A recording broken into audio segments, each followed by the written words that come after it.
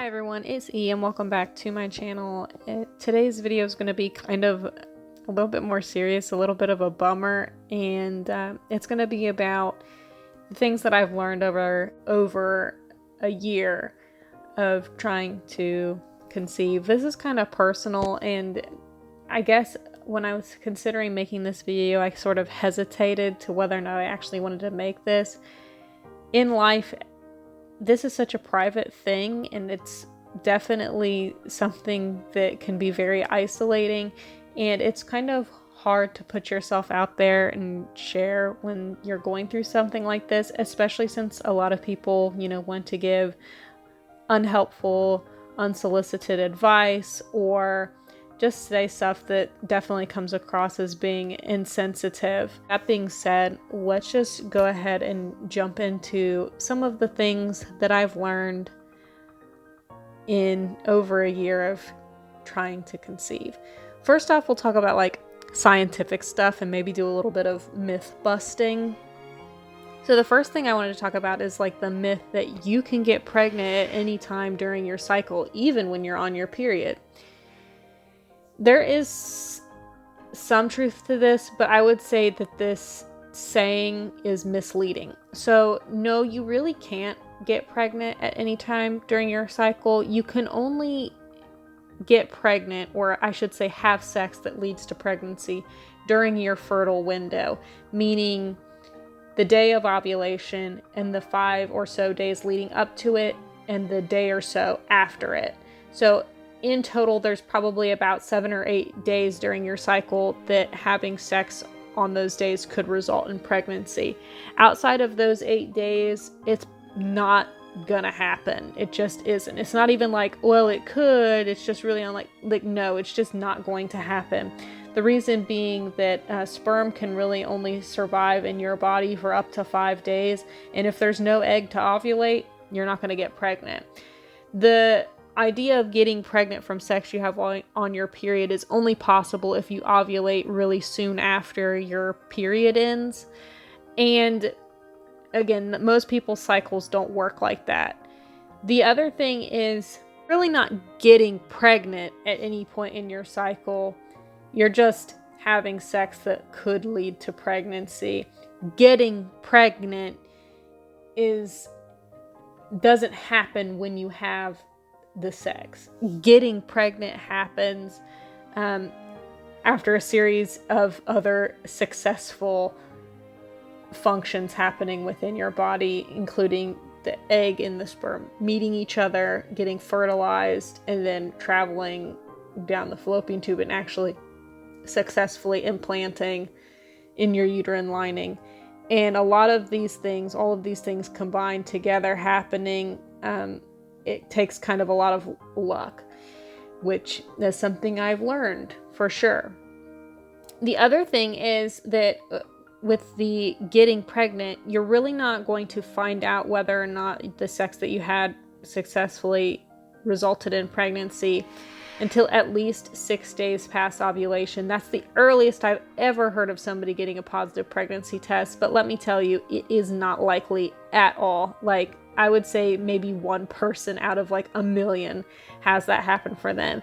For most people, they will get their very first very, very, very faint line 8 days after ovulation, 10 days, 11, 12 days after ovulation.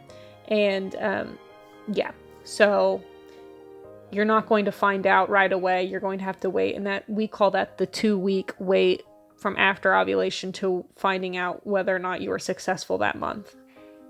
The other thing that I've learned is that prenatals do not help you get pregnant. Everybody suggests you taking prenatals when you're trying to conceive.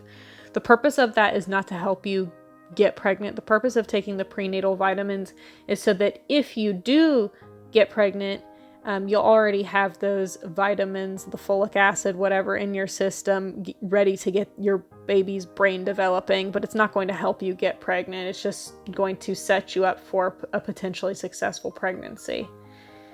Other things that don't help, putting your feet up on the wall or laying flat for an hour after having sex, that does nothing. The sperm exits your partner's body at such a speed that within seconds they're already on their way. And any of those stragglers they're probably not going to make it anyway. So there's really not any point in laying down trying to get them to get up in there any more than what has already got up in there. And on that note, about a third of infertile couples, their infertility is because of male factor infertility, things like low sperm count or no sperm, or just bad sperm motility, and things like that. So it's worth getting your partner tested as early as possible. Another thing, there are really no such things as pregnancy symptoms prior to actually being able to get a positive home pregnancy test. If there's not enough of the HCG hormone in your system to show up on a pregnancy test, then there's probably not enough in your system to produce symptoms either.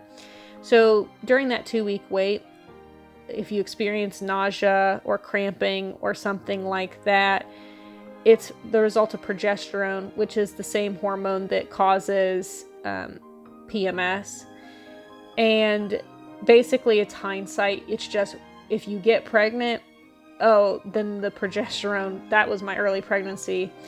Or if you don't get pregnant, it was PMS. And it's all totally hindsight. So there's really no point in tracking your symptoms during the 2-week wait, because it's just another great way to get yourself disappointed. And that's basically all of like the scientific stuff that I've learned. The rest of this is kind of emotional stuff that I've learned over this time period. First is, after a certain point, being happy for other people who are having babies and getting pregnant, it basically becomes impossible. And I've found personally that disabling social media has helped me quite a bit in fighting off feelings of bitterness and jealousy. And I really wish that that weren't the case for me, but I'm just really not at a place where I can be happy for other people. And I wish that I could, and that's a shortcoming on my part. With that being said, knowing how kind of sad that seeing those things has made me feel, I have decided if I ever do get lucky enough to get pregnant myself, I'm not going to be posting about it on social media at all. The other thing that I've learned is that you feel in the first couple of cycles that you're trying, oh man, it's so disappointing that this isn't working. And you think you can commiserate with people who've been trying for longer, but I can say without a doubt that it gets so much worse. It just keeps getting worse. And you would think that you would learn not to get your hopes up, but even still, every month I think maybe this one is the month that it actually worked, even though it's never worked for me yet. And it, like I said, the disappointment gets worse. It's like this weird combination of hopelessness and just feeling like a fool that maybe this time it really did happen for me.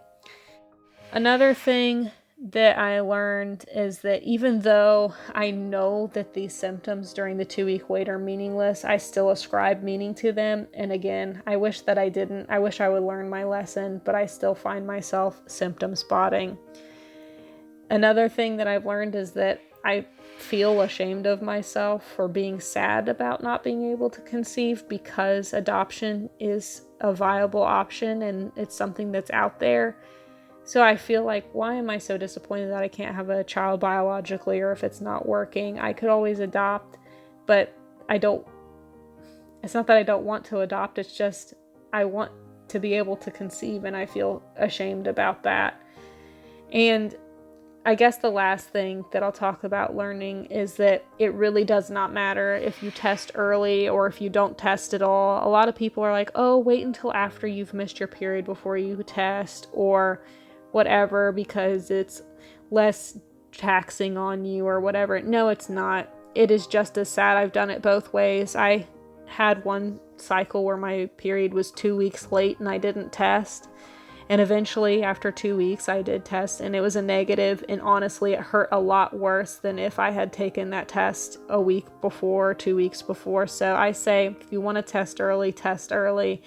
If anything, it kind of helps prepare you mentally for when your period comes anyway.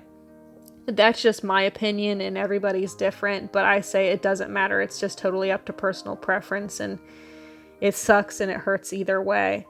And that's the thing about all of this, is that it is so isolating, it is so painful, it is so sad, and you just don't expect it. There's nothing that can prepare you for the disappointment. And if you're going through it as well, just know I understand, and I'm so sorry that you're going through it, because I'm sorry that I'm going through it. But good luck to everybody out there who is trying, and I hope that we get past this phase in our lives soon. I hope that you enjoyed this video, or you found some comfort in it, or just some commiseration. And with that being said, I'm out. Have a great day, a good weekend. Bye-bye.